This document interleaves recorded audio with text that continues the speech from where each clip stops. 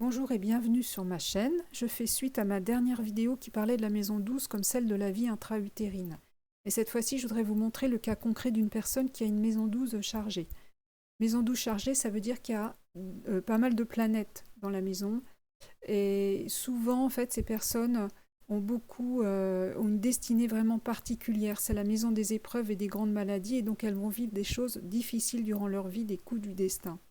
Mais là, je voulais vous montrer en particulier que souvent, lorsque la maison 12 est chargée, c'est que la mère a vécu des événements particuliers durant la grossesse qui ont marqué la vie du fœtus, du bébé, et donc aussi l'inconscient, ce qui va avoir par la suite de grandes conséquences dans la vie du natif avec des événements répétitifs en chaîne en lien avec ce qu'il a vécu durant la grossesse.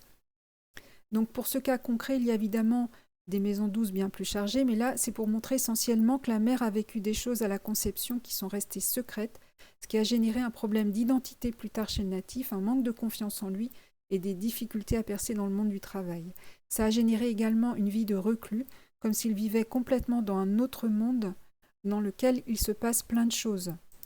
Alors voici le thème de ce monsieur de 62 ans. C'est un thème vraiment particulier parce qu'il y a beaucoup d'aspects harmonieux ici, sextile, trigone, ce qui veut dire qu'il est assez à l'aise avec la maison 12. C'est quelqu'un que je connais, qui a beaucoup de capacités extrasensorielles, qui est resté en contact avec les mondes subtils, qui a un potentiel énorme au niveau intuitif et qui est extrêmement intelligent et qui possède une forme de génie.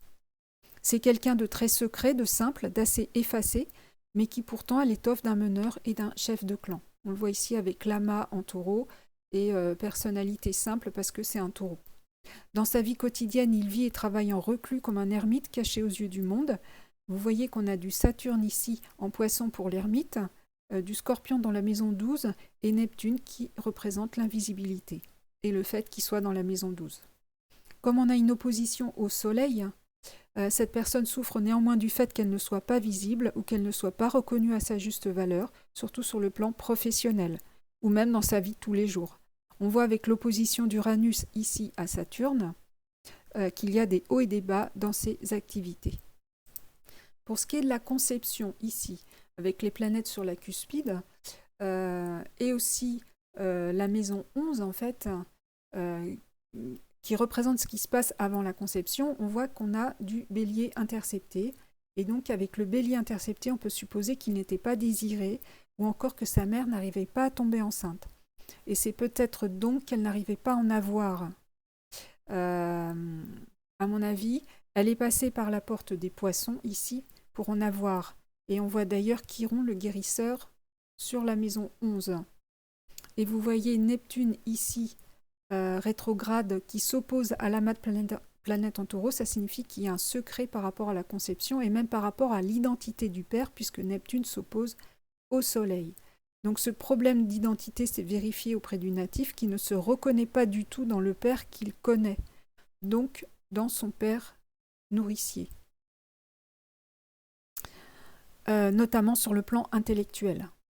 Or on a dans son thème un milieu du ciel en Verseau, et vous avez Uranus conjoint à Pluton en harmonie à Mercure, Mars et Jupiter. Donc si on part du principe que le milieu du ciel représente le père, celui qui représente, qui a la fonction sociale, effectivement, il ne correspond pas du tout à la description que m'en a faite le natif par rapport à son père nourricier, qu'il considère comme quelqu'un qui passe son temps devant la télé et qui n'a pas du tout l'étoffe d'un chef d'entreprise. On a aussi à la conception un sextile de Jupiter à la Lune, en Cancer, ce qui indique des valeurs familiales très fortes, qui s'explique par le fait, en fait, qu'au moment de la conception et même longtemps après, tout le monde vivait ensemble, le grand-père, l'oncle, les enfants, ils travaillaient à l'entreprise familiale. Donc on a une ambiance très familiale au moment de la conception. Ensuite, par rapport à Jupiter, Jupiter représente l'oncle du natif, celui qui gérait l'entreprise familiale à l'époque, et donc c'était le frère de son père nourricier. Ce frère possède, en fait, ce frère, l'oncle ici, possède toutes les qualités propres à notre natif, c'est-à-dire tout son génie, tout son potentiel. Il est relié à Saturne en 10. Saturne représente la maison 8 en Capricorne. ce qui se transmet de génération en génération. Donc à la conception, on a une passation de pouvoir, Saturne représentant le pouvoir, qui va s'inscrire dans les cellules avec quelque chose qui se réactive sur le plan karmique, puisque Saturne représente aussi le nœud sud. Là, vous avez le nœud nord et ici le nœud sud. Donc, si vous avez bien compris, l'oncle est à la conception ici. C'est lui le vrai père, mais en fait, c'est resté un secret, puisque vous avez Neptune en face. Personne n'a jamais été au courant, mais pour le programme de vie de notre natif, il fallait que ce soit cette personne-là qui soit son père pour qu'il puisse se reconnecter à ses mémoires antérieures. Et on peut voir d'ailleurs que son nœud nord, ici, est trigone à Saturne. Ici, vous avez Vénus qui représente les relations, et là, le nœud sud était dans la maison 7. Donc, ce qui est très particulier dans ce thème, en fait, et qui interpelle, c'est que normalement, le nœud nord indique notre mission de vie. Ce qui va nous faire évoluer. Mais là, c'est comme s'il avait déjà fait le travail dans les vies antérieures sans passer à autre chose, comme s'il tournait en boucle parce qu'on a plein d'aspects harmoniques. On voit d'ailleurs un bateau. Alors, je l'ai remis là à l'endroit, en fait, pour que vous voyez bien. Là, vous avez un bateau. Vous l'avez là, en fait. Et je dirais plutôt un landau, poussé par Saturne ici. Alors, on va le prendre ici. Poussé par Saturne, le nœud sud. Là, en fait, j'ai mis cette version-là parce qu'il a été, il est né prématurément et il a été réanimé 22 heures après la conception, ce qui lui donne un ascendant taureau. Vous avez le landau et là, en fait, Neptune pousse le landau pour aller vers l'ascendant taureau. Et à la naissance, c'était Saturne qui pousse le landau pour aller vers ici, la libération. Vous allez comprendre pourquoi. Donc là, un landau transporte en fait un bébé. Donc quelque chose qu'on a créé, une œuvre. Et cette personne a un ascendant Gémeaux, ici. Donc l'ascendant Gémeaux est là pour faire bouger le taureau, pour faire bouger les choses, pour qu'il ne s'installe pas dans une routine. Mais vous voyez que dès qu'il est né, ici, Mercure est retourné sur la cuspide de la 12 comme s'il repartait pour une gestation de 9 mois. Il n'est donc pas sorti de sa maison 12, il est resté coincé dedans. Cette personne, donc, je vous le disais, est née prématurément et donc forcément, elle a été remise dans un contexte isolant et enfermant. C'est quelque chose de très symbolique par rapport à la suite, par rapport au contexte karmique, puisqu'on a affaire à Saturne, le karma. Alors, si on part du principe que la maison 12 représente les vies antérieures, les plus marquantes ou les plus récentes, on peut supposer que cette personne, en fait, est repartie dans un schéma répétitif antérieur dont elle n'arrive pas à se sortir parce qu'elle y trouve beaucoup de plaisir à créer. C'est comme un jeu. Cette personne joue le jeu de la création, d'où la figure du landau.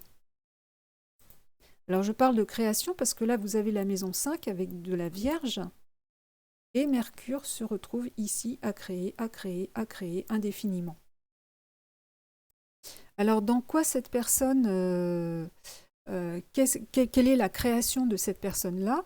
Vous avez des amas à la conception ici, des amas de planètes. Donc, je dirais que cette personne a des compétences conceptuelles plutôt dans le domaine technique, puisqu'on a affaire à Uranus ici, impliquant savoir-faire et habileté manuelle, puisqu'on a affaire à Mercure et à Mars dans le taureau.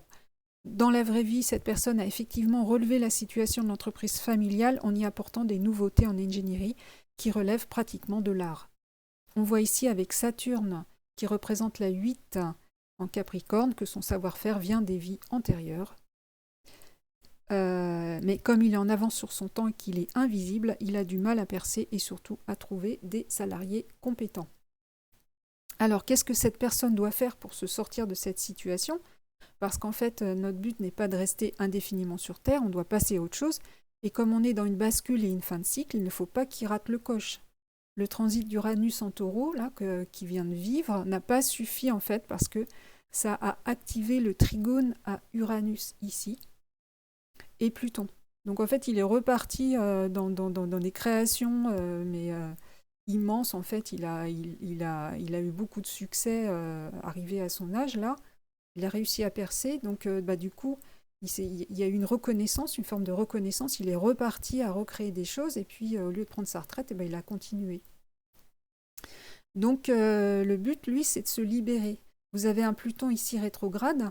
Rétrograde, ça veut dire qu'il faut qu'il se remette en question. Vous avez ici, par rapport à ses croyances, par rapport à ce qu'il pense, on a en ce moment Pluton. Pluton est passé en Capricorne, Pluton est là, et ça le travaille durement. Il faut qu'il se remette absolument en question pour se libérer de ce cycle, en fait.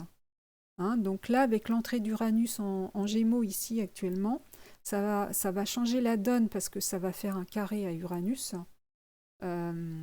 S'il n'a pas fait le boulot lui-même, c'est les événements qui vont le faire à sa place et ça va être beaucoup plus dur, à moins qu'avec Pluton ici, il ait des prises de conscience que c'est à lui de faire le boulot pour se sortir de cette situation-là.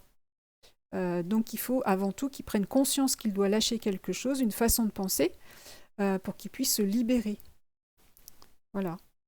Il y a la chose aussi, je voulais vous dire, par rapport au fait de ne pas lâcher, cette personne a du cholestérol, hein. C'est quelqu'un qui profite bien de la vie, il a taureau, donc il garde les choses, il conserve les choses du fait que l'énergie ne circule, ne circule pas vraiment parce que elle circule, mais il accumule en fait. Elle circule en accumulant. Et il accumule quoi? Il accumule son bon karma. On a ici le bon karma avec le nœud nord. Évidemment, à chaque fois qu'il revient, il a des nouvelles compétences, qu'il va remettre, il va continuer à conceptualiser, il a des idées géniales, etc. Il accumule en fait les aspects harmoniques, le savoir-faire, les vies antérieures, la nourriture intellectuelle, les créations. Et donc, il a cet ascendant Gémeaux, en fait, qui est là pour lui dire « Mais allège-toi, bouge, sors de ta coquille pour avoir une vraie vie. » Parce qu'en fait, il ne vit pas. S'il a eu des enfants, en fait, les enfants, il n'a plus de contact avec. Au niveau relationnel, c'est pas ça. Il sort jamais de chez lui. Enfin, voilà. Il faut qu'il redescende, qu'il sorte. Là, il est dans son nid.